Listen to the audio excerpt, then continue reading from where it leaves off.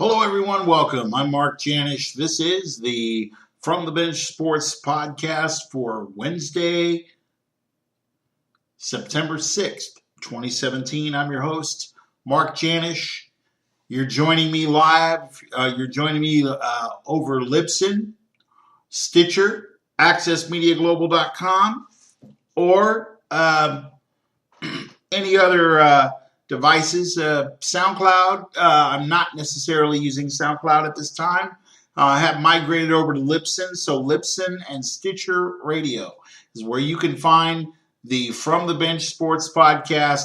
I'm Mark Janish, your erudite and somewhat charming hosts this Wednesday evening. We'll get to some scores later, a little bit later on, but I wanted to go ahead and just let you know, in these difficult times, as we're seeing Hurricane Irma bear down on Florida, and obviously the flooded areas of Houston, Texas, I thought, sports is supposed to be therapeutic. And unfortunately, based upon the fact the Los Angeles Dodgers are losing games, they've lost like 10 out of the last 11. The only win was a 6-inning stint by Clayton Kershaw, coming off an injury. He's now 16-2. Okay, sports is supposed to be therapeutic. The two issues that I wanted to talk about tonight, after we get through some scores, and I share with you some information regarding what's on Access Media Global, as far as podcast, Major League Baseball, Buster Olney, posted daily. Peter Gammons posted not daily, but Gammons is under favorites. Go to my Major League Baseball page at accessmediaglobal.com. You can find that link. You can also find me on Twitter, Mark Janish, Janisch. First name Mark with a K, at capital M-A-R-K. Access Media. Mark Janish at capital M-A-R-K, Mark. Access Media. You can find me on Twitter. So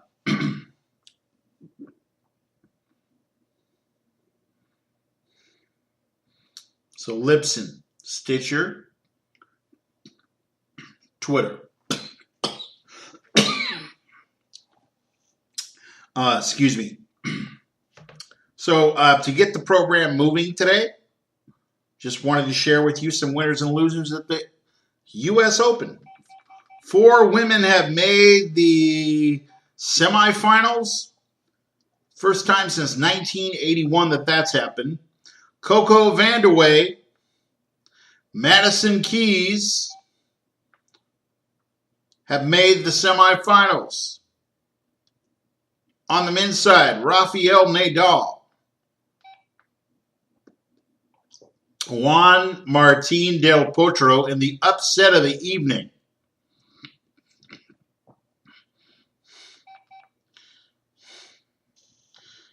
And the scores, I won't give you those. I will dispense with those, but just trust me. The Federer match was an upset. So, Juan Martín del Potro, 24th ranked. Now, as I said just a few moments ago, the Buster Olney podcast is posted daily. Other podcasts and audio that I feature, that would be the Los Angeles Raiders. I'm sorry, excuse me. Wow, that was a slip.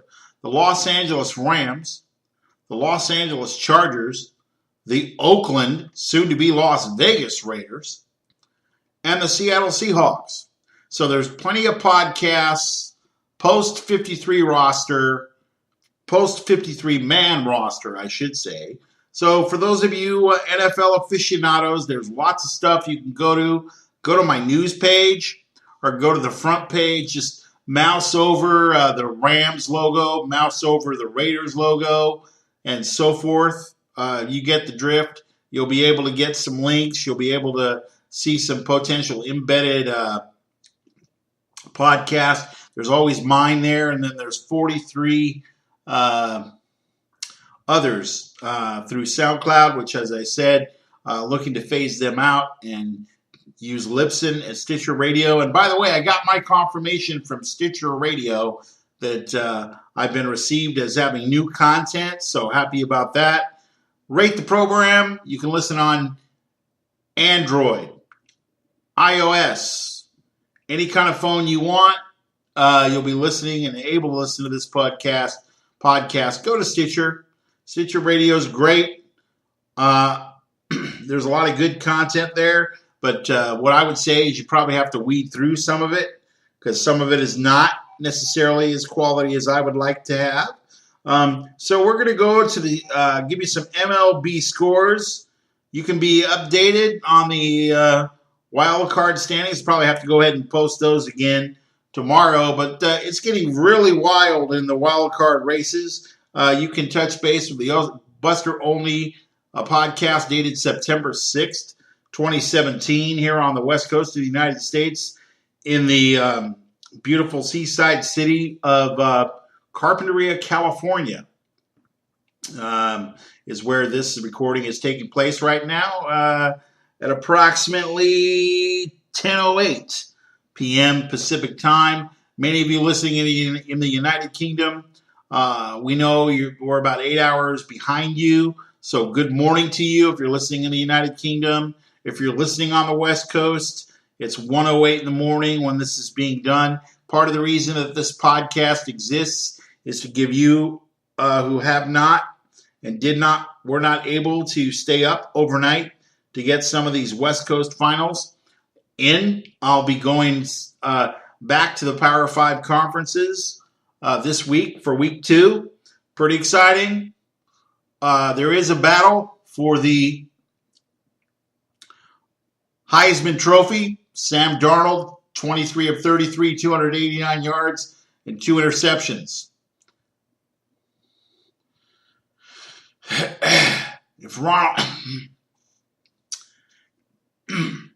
If running back Ronald Jones does not run for 159 yards on about 18 carries and 3 touchdowns, Western Michigan surprises USC at the Coliseum.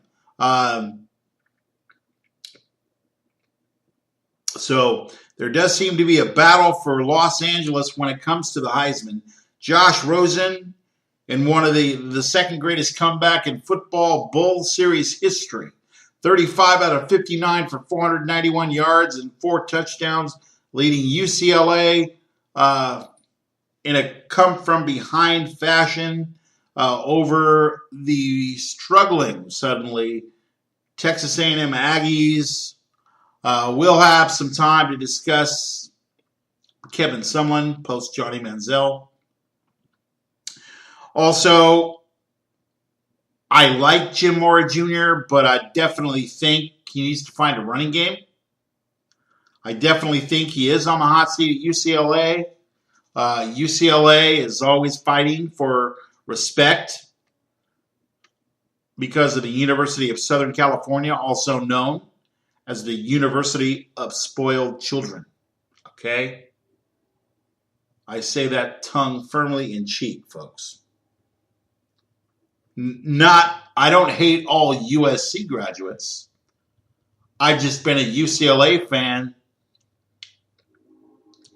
since Kiki Vandeweghe was playing for Larry Brown in the 1980 championship against Darrell Griffith and the Louisville Cardinal, and Denny Crum was coach of the team. Okay? It's all about UCLA in my household. I don't have USC gear, but I'll definitely sport the powder blue UCLA colors any day in the week. Turning to Major League Baseball.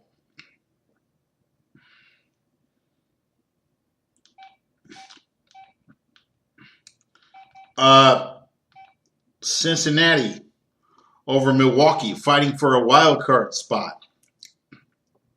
2.5 games out, I believe, as this is being recorded. Like I said, I should be posting an update tomorrow, probably early. Minnesota 10, Tampa Bay 6. That's a final. The Texas Rangers played a doubleheader with the Atlanta Braves. Texas 12, Atlanta 8. That's a final in the first game. The suddenly hot Los Angeles of Anaheim staying in the thick of the wild card race. I believe they're tied with Minnesota at this time. Oakland 3, the Angels 1. That's a final. The New York Yankees and the Baltimore Orioles was postponed. They're going to be playing a doubleheader tomorrow. I believe at 1:35 Eastern Time is going to be game 1. I think that's what I saw just earlier in the evening. The Chicago Cubs, the world champions, beat the Pittsburgh Pirates tonight, 1-0. We're hoping that Jake Arrieta is okay. I don't have a report on him, but I'll definitely try to get one for you in the next 24 to 48 hours and bring it to you back on the podcast. We're hoping Jake is okay. He's a great pitcher, an asset to the game, and we want to see all teams. We never wish injury on anybody for the simple fact that we want everybody to be playing at their best because to be the best, of course, you have to beat the best. And if you're injured or you're compromised, or maybe in the case of like Jim McElwain in Florida, the Florida Gators, maybe you suspend 10 players, maybe you're not at your best. So that's all I'm saying, folks, is I want everybody to be at their best, doing what they do, and hopefully everybody will just be happy campers and pleased as punch. The Boston Red Sox, 6. The Toronto Blue Jays, 1. That's a final. The retooled Detroit Tigers got rid of Verlander. He gave up 6 hits yesterday in his first start against the Seattle Mariners. You might have seen that on the Major League Baseball Network in the U.S. KC 13, Detroit 2. The New York Mets in a game of bottom feeders. New York Mets 6. The Philadelphia Phillies, the Fighting Phils 3. That was a rain-shortened game, I guess, in the 6 innings. I think that's probably was the case. Washington, the Nationals, headed to the playoffs as of now. Washington 8, Miami 1. And in game 2 of their doubleheader, Atlanta got a split with the Texas Rangers. Atlanta 5, Texas 4. The suddenly very, very warm 14-game winning streak, American League defending champion Cleveland Indians, 5. The Chicago White Sox, 1. San Francisco, 11. The suddenly shaken Colorado Rockies, 3. The Colorado Rockies, as we talked about, are just on the verge of losing that actual spot to the second wild card spot. Right now, if the playoffs were held today, which they are not, it would be Arizona and Colorado. But Colorado has been getting some publicity. They've been getting some regional telecasting, and they're looking terrible. And I don't know what the Rockies are going to do, but I can tell you right now, the Rockies are looking terrible. Arizona's going to run the table out. They're going to qualify with ease. And don't be surprised if a team like the Milwaukee Brewers or the St. Louis Cardinals rise up to take that play-in game at this point. So right now, as I said, San Francisco 11, Colorado 3. That's a final. And unfortunately, the Seattle Mariners, who are in the thick of the American League wild card, lost one more time to the Houston Astros. Tonight it was Houston 5, Seattle 3. And the aforementioned Arizona Diamondbacks, they're leading the Los Angeles Dodgers 3-1. And we'll get to the Dodgers in a moment. I told you that I would bring some commentary and some perspective on this. St. Louis 3, San Diego 1 in the bottom of the ninth inning. So as we move along here, let me see if there was any other scores I wanted to give you. I do understand that the Phoenix Mercury beat the Seattle Storm in Phoenix tonight. That's going to take care of Seattle season. Sue Bird's 15th season ends in defeat tonight. The Dallas Wings and the Washington Mystics. Washington 86, Dallas 76. I mentioned Phoenix 79, Seattle 69. In the MLS, New York City FC 1, Sporting KC nothing. And those are the scores that I have. I mentioned the tennis with you. And right now, I'm going to move as swiftly as I can into some commentary on the Los Angeles Dodgers. The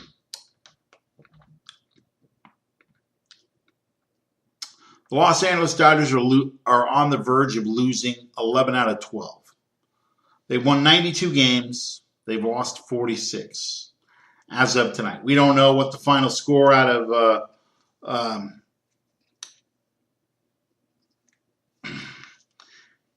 Arizona is going to be. Or Los Angeles, I'm sorry. But the Los Angeles Dodgers franchise in New York, before they moved from Brooklyn to Los Angeles for the 1958 season, were constantly losing to the New York Yankees. I want to say in 1947, 49, 53, 52. That is 1952, 1953, 1947, 1949. And the Brooklyn Dodgers finally broke through in 1955.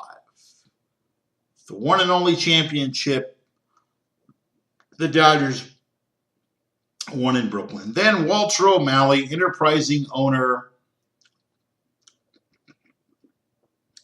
wanted to move to Los Angeles because I believe Brooklyn wouldn't give him a new stadium. Matter of fact, I believe I've seen the models in some old film clips that he was the first to propose a dome stadium. So Ebbets Field was no more the cozy confines of Ebbets Field and the lovely Dem Bums. Left for Los Angeles in 1958. They won a world title in what we know now as the Coliseum in Los Angeles, home of the 1932 and 1984 Olympics, and current home of the Los Angeles Rams. That Coliseum. The Los Angeles Dodgers won their first pennant in Los Angeles over the Go-Go White Sox of 1959. So 1959, the Dodgers beat the White Sox to win their first championship. 4 years later, in 1963,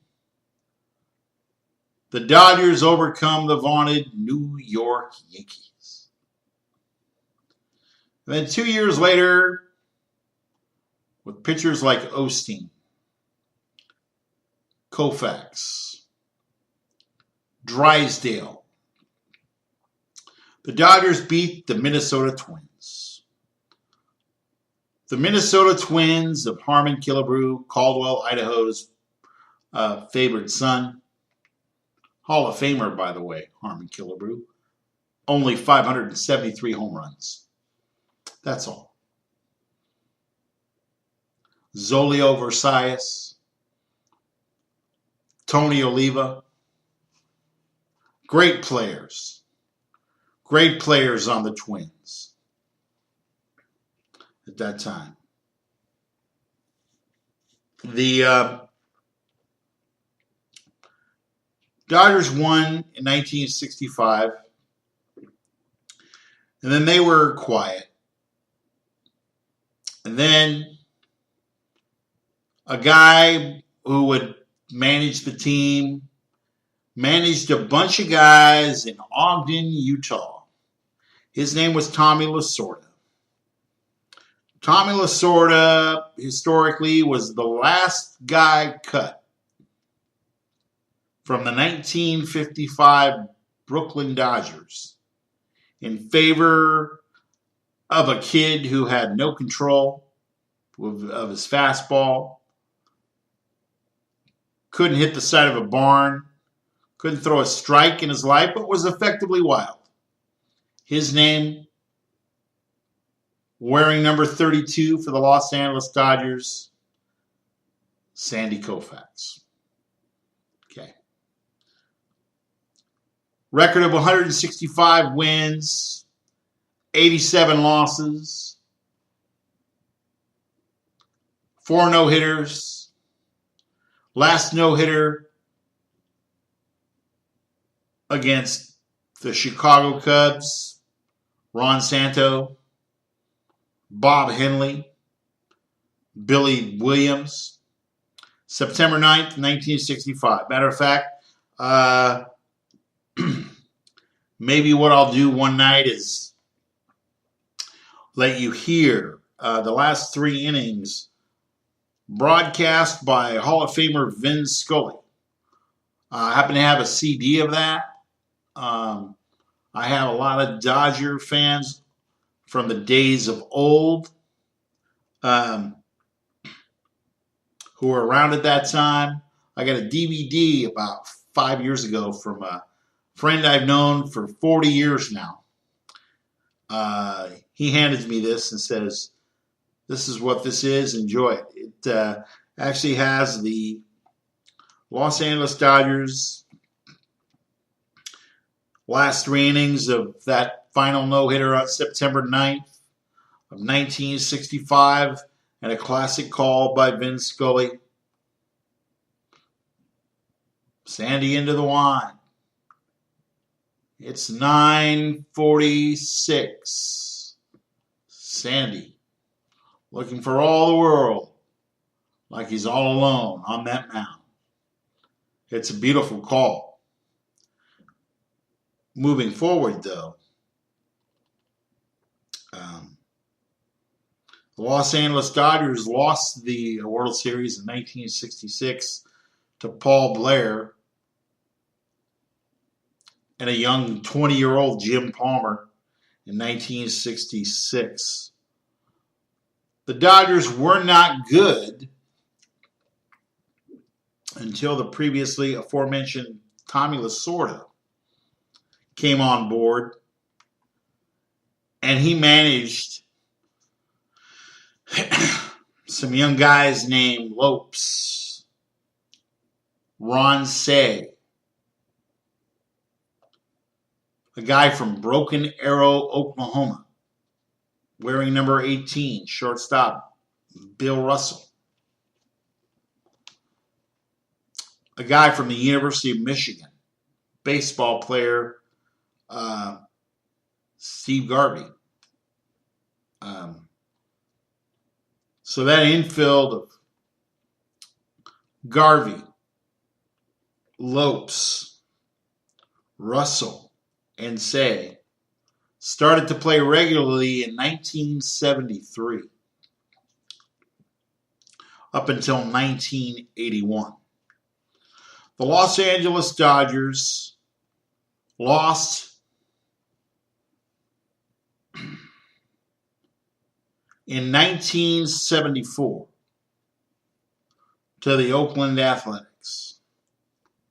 1975 and 1976 were dominated in baseball terms in the National League West by the Cincinnati Reds, the Big Red Machine.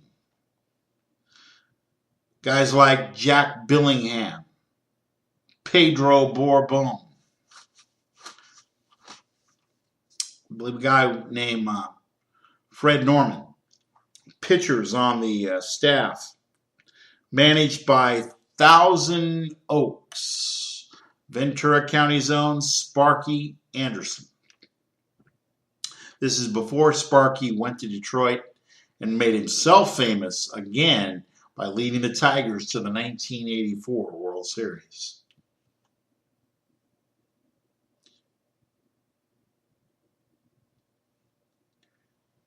So, back to the Dodgers. And the reason I'm doing this is to bring some perspective and comfort to Dodger fans, because I know that there's a segment of people out there who were there and who understand what I'm talking about.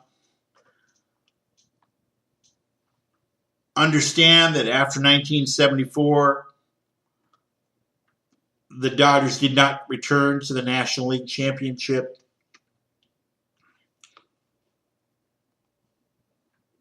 Until 1977 and 78 over the Philadelphia Phillies. And then the Dodgers ran into the New York Yankees. The 1978 crew that had Sparky Lyle, Goose Gossage, Louisiana Lightning, 25-3 Ron Guidry, Willie Randolph, Lou Piniella. Yes, folks, that Lou Piniella. He played outfield for the Yankees during that period of time. Chris Chambliss, Willie Randolph, Oscar Gamble, and a third baseman by the name of Greg Nettles, who broke the hearts of Angelinos by stopping every ball, seemingly every ball hit down the third base line or toward third was scooped up by Mr. Nettles. He's going to live in Dodger lore as the man that single-handedly beat the Dodgers, not necessarily with his bat, but with his glove, and hindered them from winning both the 1977 and 78 World Series. The Dodgers in the era of Garvey, Lopes, Russell, and Say, finally ascended to the World Series in 1981. Dave Winfield was given a contract by George M. Steinbrenner.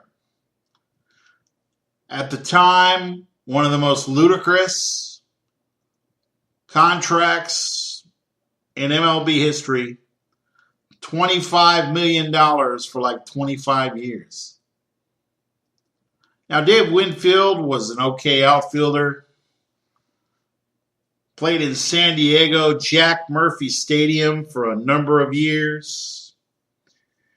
He was the man in San Diego. He took George Steinbrenner's money, went to New York, and had a series, I believe, of about 1 for 22. Didn't do a thing for the Yankees. The Los Angeles Dodgers had their moment. They beat the Montreal Expos on a home run by Rick Monday, who's now doing their radio broadcast along with Charlie Steiner. He had a home run in the old Olympic Stadium over the Montreal Expos, who are now the Washington Nationals, by the way. And this crew finally broke through with a 4-2 victory in the best-of-7 series against the 1981 Yankees.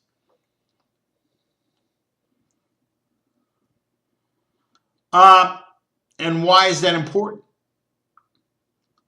Well, fast forward 7 years and you come to 1988.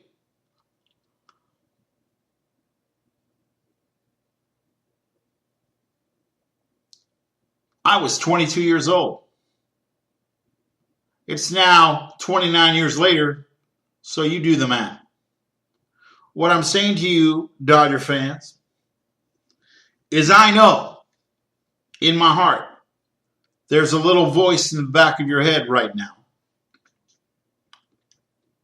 You're saying, oh, here the Dodgers go again. They get our hopes up, and now they've lost 10 out of 11. Possibly 11 out of 12, depending on the results coming out of tonight's game, which I don't have yet. Okay? The thing is, the Dodgers of 2017 have something that the Dodgers of 1981 didn't have. You could say Kershaw, 16-2, but that's not my point. My point is that the Dodgers have a bench. So much so that Dave Roberts has to juggle playing time, and his guys have had to buy into this philosophy of who's ever playing better at the time should get the opportunity to play. Now remember, not everybody is going to be able to play as far as position players.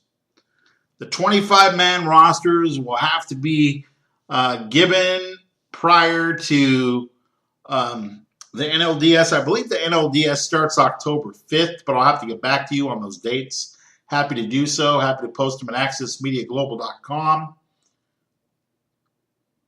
Happy to have you along on Stitcher, Libsyn, and so forth tonight. Follow me at Mark Janisch, M-A-R-K, J-A-N-I-S-C-H, at capital M-A-R-K, Mark, Access Media. You're listening to the From the Bench podcast. I'm Mark Janisch.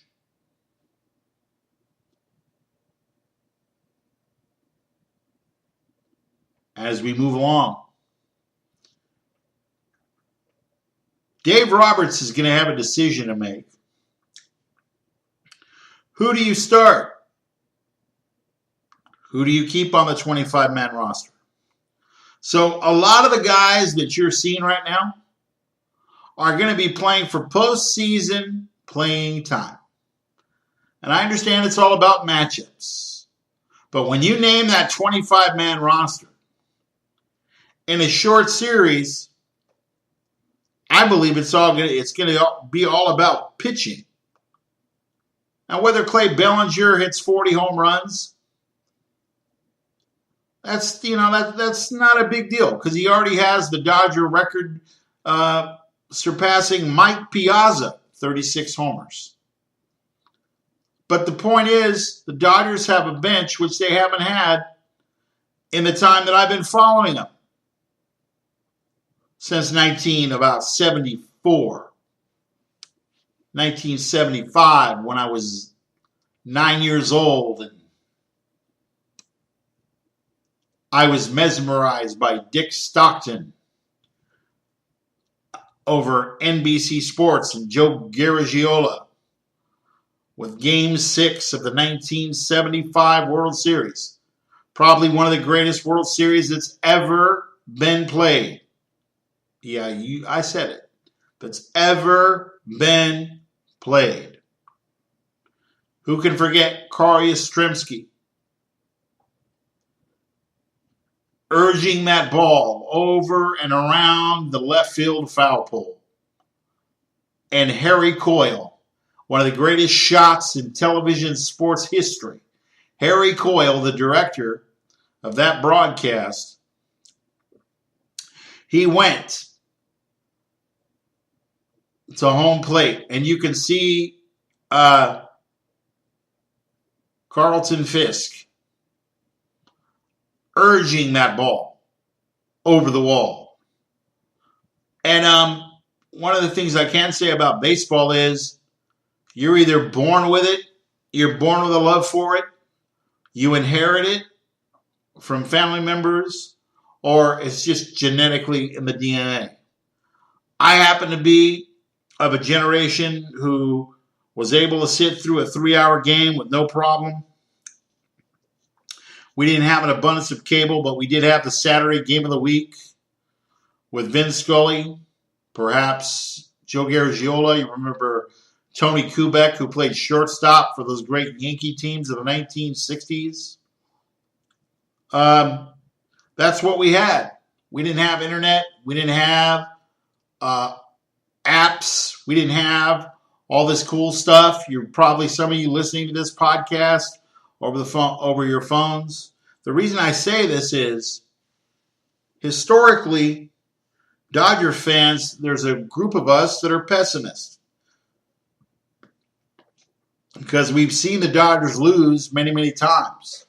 Now, I understand that those of you that have been born after 1988,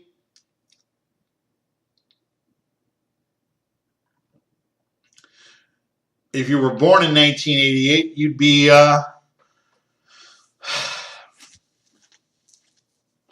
39 years old now, and you've seen the Dodgers do nothing. Okay? But I'm talking to those of you that are in your early 50s, maybe 50, 51, 52 and up. Don't lose heart yet. Don't lose heart yet. The bench will come through. You got to trust Dave Roberts to make the right decisions with a 25-man submitted roster. Okay, and also remember, your September games, the rosters have been expanded to 40 men. So there's a lot of guys fighting for jobs and fighting for playing time in that respect. So I'm done with that.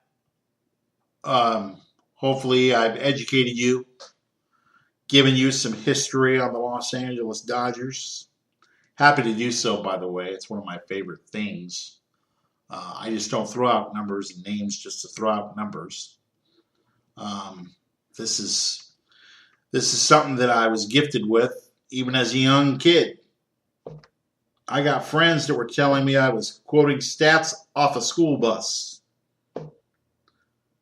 doing game recaps off a school bus at the age of 10 years old. True story. And now I want to turn to another topic that I just felt I needed to address tonight.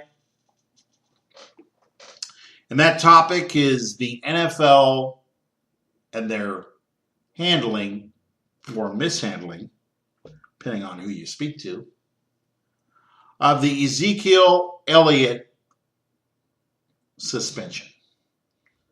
Harold Henderson has just announced yesterday that due to the fact that the Dallas Cowboys did not make their own deadline,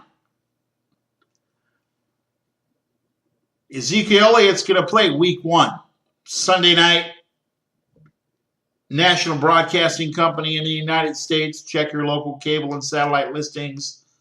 If you're outside the United States, check, it may be some different feeds and some different channels that I'm not aware of, but I can guarantee you the Dallas Cowboys and the New York Giants, with or without Odell Beckham, will play on Sunday night at 5:25 Pacific time. Why is that important? Because the NFL, a league that just gave the vaunted commissioner Roger Goodell a 5-year extension because he's going to increase revenues somewhere between $14 and $18 billion. Once again, it just depends on who you talk to and where you read. But I have a problem with Roger Goodell. Roger Goodell messed up the Ray Rice scenario with domestic violence. And he also hired some women who are highly qualified women to kind of tamp this down. And when one of those women, who was the only investigator to interview the alleged victim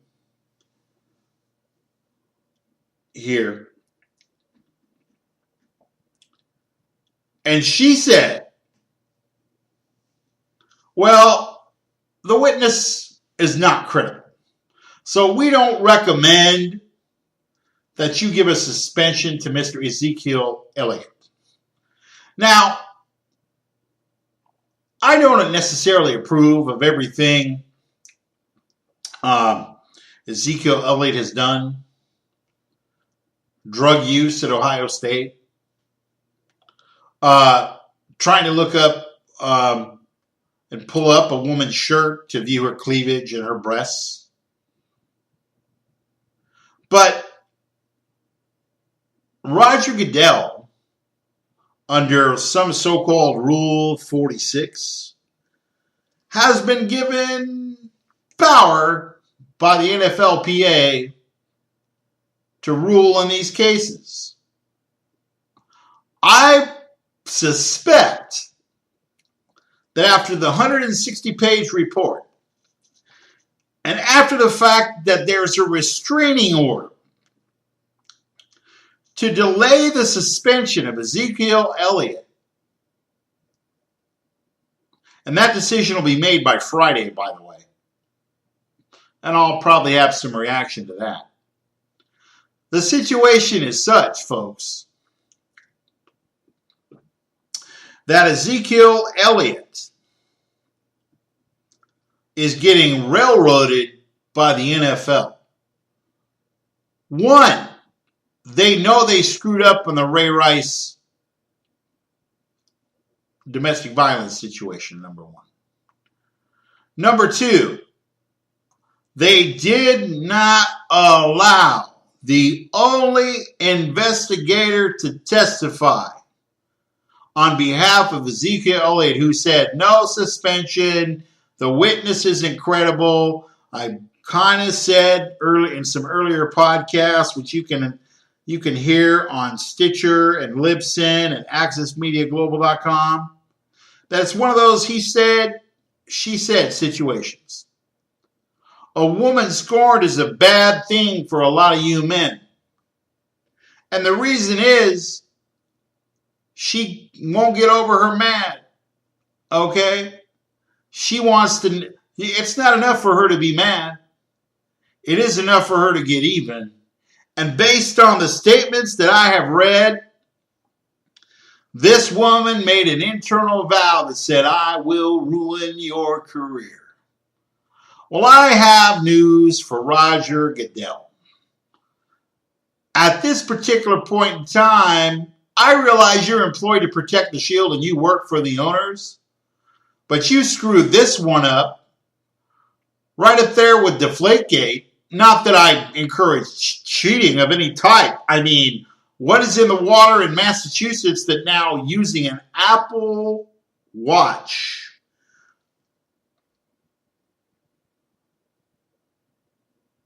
the Red Sox were stealing signs from, among other teams, the New York Yankees, heated regional rival. It doesn't make any sense at all that Ezekiel Elliott has to go to federal court, not state court in Sherman, Texas, not out of that jurisdiction. No, he's got to go to federal court. And as a matter of fact, because the NFL has egg on its face in this case, they think that circumventing evidence is going to help them. And what do you want to do? You want to punish Ezekiel Elliott for some missteps? I mean, he went to a marijuana dispensary in Seattle, Washington, my former home. Okay. Obviously, I've mentioned the indiscretions with looking at a woman's blouse and cleavage and all that other rhetoric there, the breasts, whatever. Okay, Well, he's only 24 years old. Maybe it's time for Ezekiel Elliott to grow up, and maybe you do need to sit him down. But I can guarantee you, I've been on record that this suspension should be reduced to 4 games. Matter of fact, I'm going to go out on a limb that if this restraining order is granted, Ezekiel Elliott may play all 16 games, but it's not looking good for Roger Goodell. Now, when you have a union that is 70% black Americans, African Americans, what have you, okay? The fact of the matter is, you're not God, Roger Goodell. And the fact of the matter is, it's probably good. I'm kind of sad for Ezekiel Elliott, but this is going to be good for the NFL, good for the NFL Players Association, because you cannot obstruct justice. The cries of justice are going to find you, Roger Goodell. And if you are any way circumventing, withholding the truth of what Ezekiel Elliott said, that 160-page report is just recycled material as far as I'm concerned.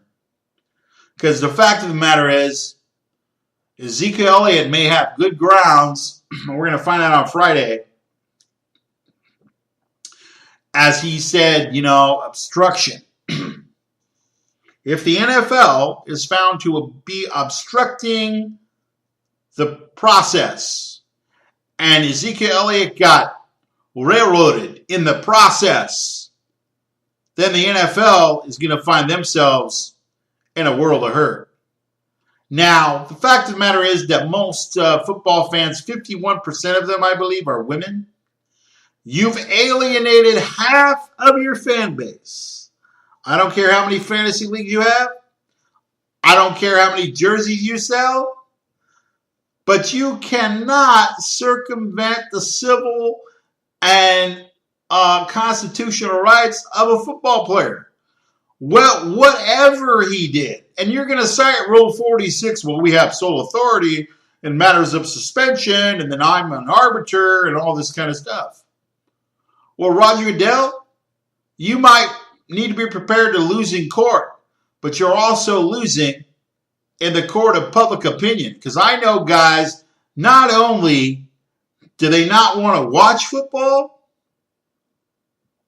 they're not going to because of some of the conducts of some players. But this is the second domestic violence dispute in the last, 3 years now? And then to top that off, you have Deflategate, where you decide that you're going to take Robert Kraft and Tom Brady down because you're so sick of the New England Patriots. But then we see pictures of you prior to that hugging Robert Kraft. And Robert Kraft is a good guy. I don't condone cheating. I don't condone a lot of the stuff that the Patriots have done. But what you cannot say is the Patriots don't win. So if you were so adamantly against Ezekiel Elliott, why did it take you a year? Why did you finally decide that on Sunday, September the 10th, Ezekiel Elliott's going to play because you screwed up on your timing? Your appeal wasn't submitted in time? That's on you and your lawyers. And that's just a dumb stunt. I think number one, they have withheld things. Number two, they wouldn't be stonewalling like they are if they didn't. We're going to find out on Friday. But I hope Ezekiel Elliott gets to play all 16 games and that restraining order is put in place. Now, if the NFL wanted to save face, they could reduce the suspension to maybe 3 games, maybe 4 games, because game checks would be lost, and other things like that. But it's stupid. To me, Roger Goodell is hiding stuff. Yeah. People will believe anything you tell them, But if what you tell them is a lie and you're caught in it, which is about where the NFL is at right now, because it's in a court of law, not the court of Roger Goodell, and not the court of public opinion. It doesn't matter what I think, but it does matter what the law thinks, Roger. And you, despite your ego, despite your money, are not above the constitutional civil rights of Ezekiel Elliot. If you have any comments, you can go to the contact page at accessmediaglobal.com. Join me on Twitter, Mark Janisch, MarkJanisch,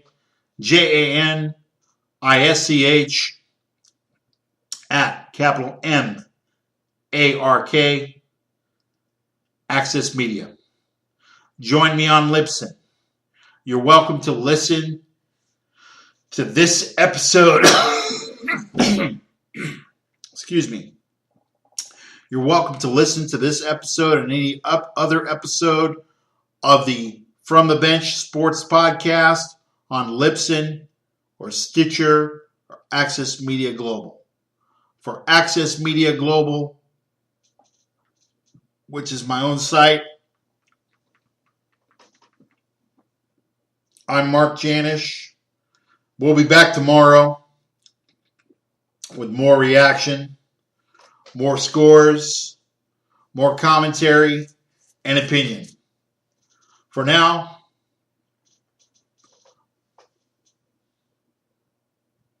for this night, September 6th, 2017, from the bench, I'm Mark Janisch, wishing you a very pleasant good evening.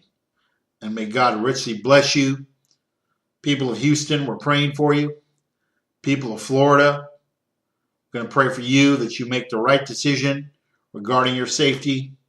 As Hurricane Irma bears down on the United States, wishing you the best. Till tomorrow night, I'm Mark Janisch and the From the Bench Sports Podcast. Good night, everyone.